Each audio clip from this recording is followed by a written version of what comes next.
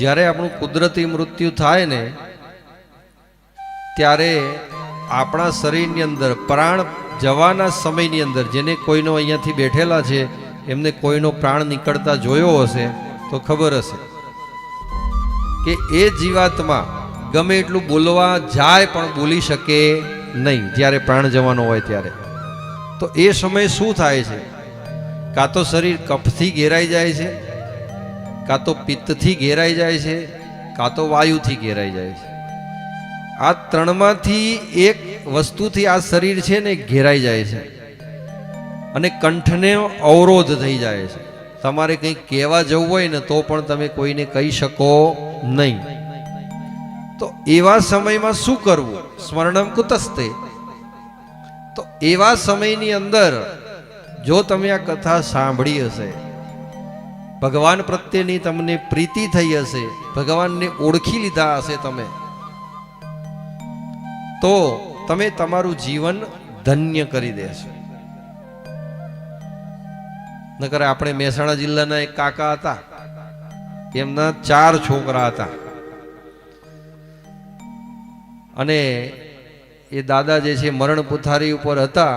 એટલે બધા છોકરાઓને થયું કે હવે બાપા થોડા દાડાના મહેમાન છે, ચલો આપણે બધા જઈને એમની ખબર કાઢી આવીએ.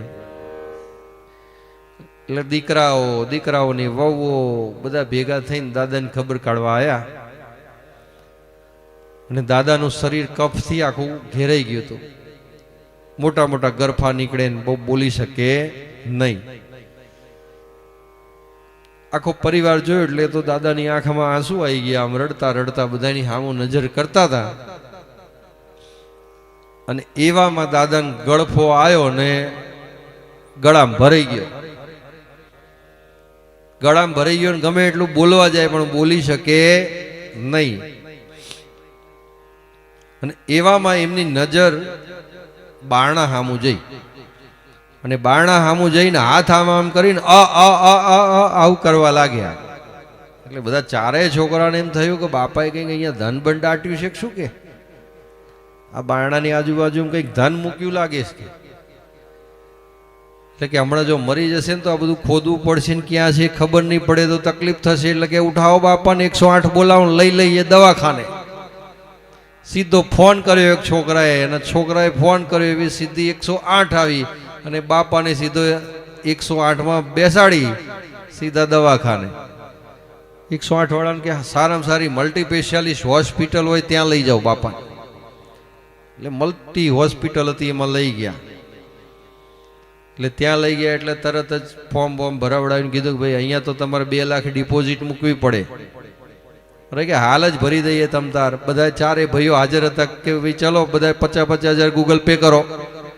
4 ભાઈઓએ 50,000 ગૂગલ પે કર્યા અને ડિપોઝિટ ભરી દીધી. અને દાદા જે છે એમને તો દાખલ કર્યા એટલે ધીમે ધીમે દાદા તો હાજર થવા લાગ્યા.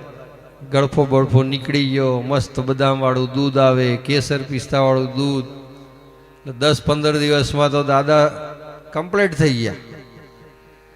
પછી 10-15 દિવસ પછી રજા આપી ત્યારે બિલ આવ્યું 5,55,000.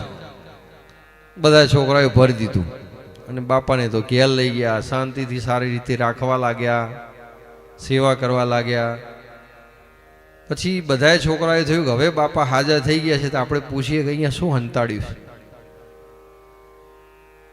એટલે પછી બધા છોકરાઓ આવ્યા અને આવીને બધી પૂછ્યું કે બાપા પેલા દિવસે તમને ગળામાં ગરફો ભરાઈ ગયો, કંઈ બોલી શકતા નહોતા, તો કે અહીંયા ક્યાંય ધન બન મૂક્યું છું? તમે હાથ આમ બતાડીને કંઈક બતાવવાનું કરતા હતા.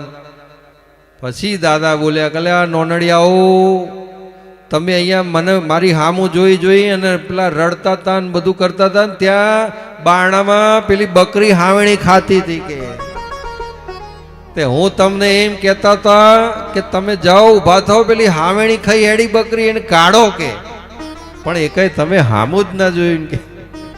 છોકરાઓ કે ઓહો, બાપાની હાવેણી 5,55,000માં પડી. જો છોકરાઓ સેવા ના કરતા હોય ને તો છેલ્લે ઓ કરવું. એવું કરશો ને તો છેલ્લે દવાખાના સુધી તો પહોંચાડશે.